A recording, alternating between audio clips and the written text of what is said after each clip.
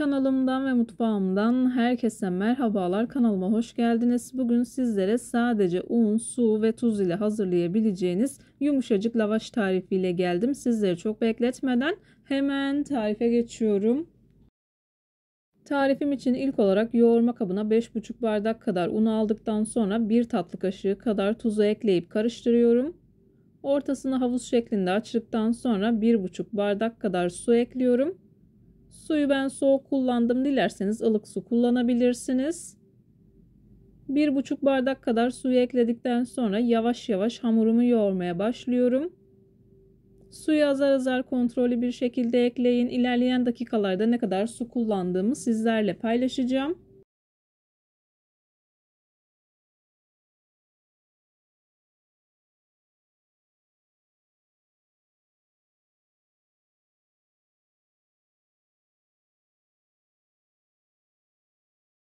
Suyu azar azar kontrollü bir şekilde ekleyerek hamurumu yoğurmaya devam ediyorum. Ben bu tarif için toplamda 2,5 bardak kadar su kullandım. Unun markasına ve kalitesine göre değişkenlik gösterebilir. Lütfen kontrollü ekleyin.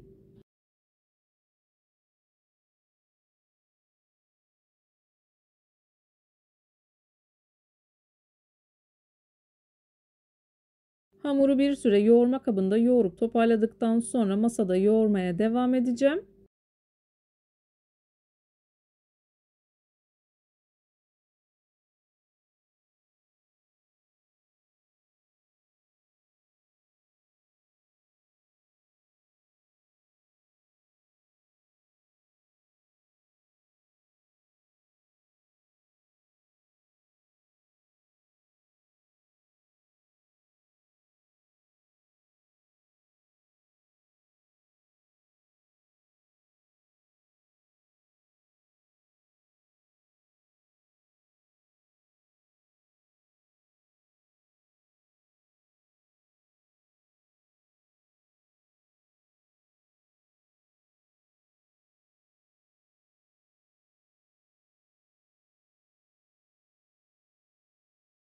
Hamurumu yoğurma kabında yeteri kadar yoğurup toparladım. Aklınızda herhangi bir soru işareti kalmaması adına bu kısımdan çok fazla kesmedim.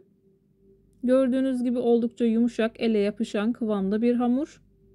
Kesinlikle un, su eklemesi yapmadan hamuru yoğuruyorum. Siz hamuru yoğurdukça hamur elinizi ve masayı bırakacaktır.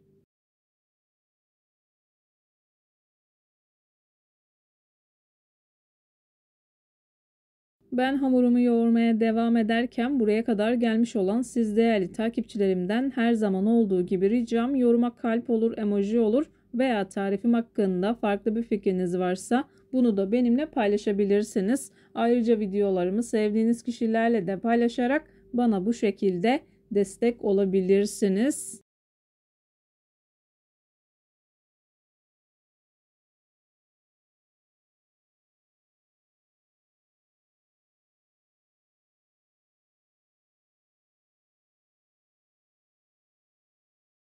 Hamuru toparladıktan sonra masada 4-5 dakika kadar yoğurdum. Hamuru buzdolabı poşetinin içerisine alıyorum. Bu şekilde yarım saat kadar dinlendiriyorum.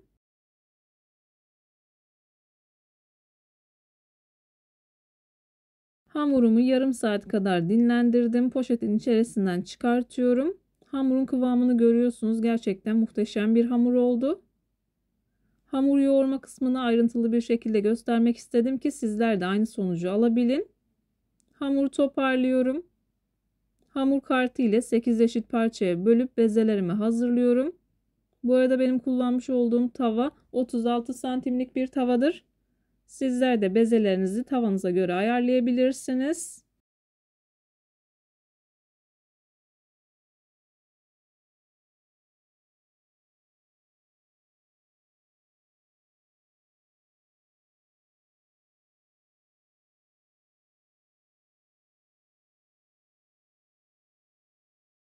Bezeleri hazırlarken uygun bir servis tabağının içerisine alıyorum. Ben bu aşamada hiç un kullanmadım. Undan destek almadan toparladım. Üzerini kapattım. 15 dakika kadar dinlendirdim. 15 dakikanın sonunda yavaş yavaş açmaya başlıyorum.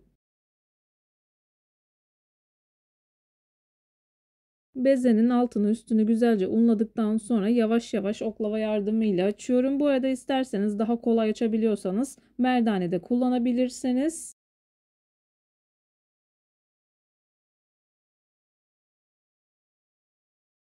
Oldukça yumuşak bir hamur olduğu için ara ara oklavaya yapışabiliyor. Undan destek alarak açmaya devam ediyorum.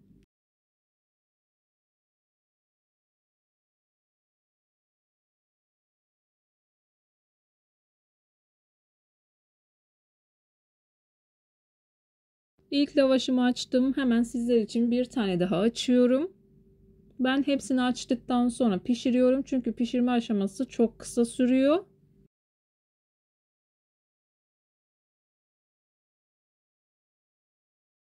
Açtığınız lavaş hamurlarını bir sofra bezinin üzerine serin. Üzerini de bir sofra beziyle kapatın. Kuruma yapmasın.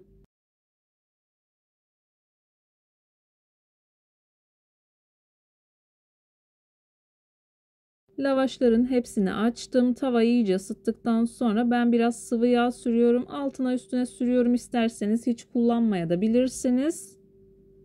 Sıvı yağını sürdükten sonra hazırladığım lavaşı tavanın içerisine yerleştiriyorum. Ben oldukça büyük lavaşlar hazırladım. Dediğim gibi tavanın büyüklüğüne göre ayarlayabilirsiniz.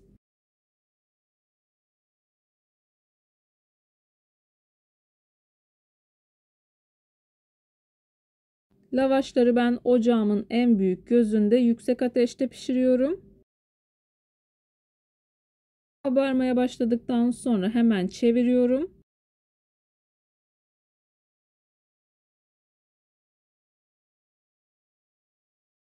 Birkaç kez çevirerek lavaşımı pişiriyorum. Lavaşı pişirdikten sonra kalınca bir sofra bezinin arasında topluyorum.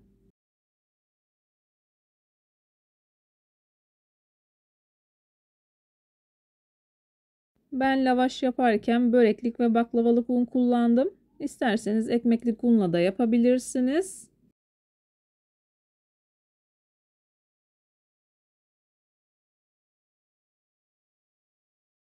Lavaşları birkaç kez çevirerek pişiriyorum. Daha sonra sofra bezinin arasında topluyorum. Eğer yaptığınız lavaşlar kuru geliyorsa mutlaka hamuru sert yoğurmuş olabilirsiniz veya açarken çok fazla un kullanmış olabilirsiniz. Her seferinde sıvı yağ ile çok az yağlıyorum tavayı. Lavaşı yerleştiriyorum. Üzerine biraz yağ serpiştiriyorum. Fırça yardımıyla her yerine değecek şekilde sürüyorum. Çok fazla kullanmanıza gerek yok. 1-2 fırça sürecek şekilde ayarlayabilirsiniz. Kabarmaya başlayınca hemen çeviriyorum. Sıvı yağ ile hazırladığım lavaşlar bana çok daha lezzetli geldiği için ben o şekilde hazırlıyorum. Dediğim gibi hiç kullanmadan da hazırlayabilirsiniz.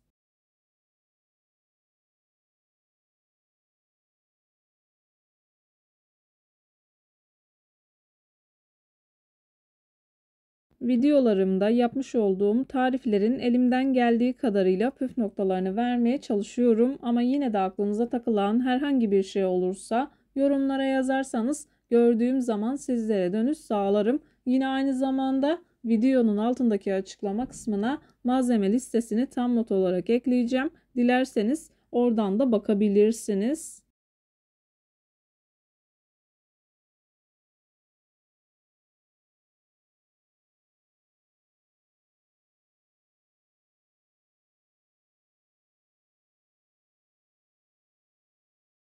Bütün lavaşları aynı şekilde pişirdikten sonra sizler için doku testine geçiyorum.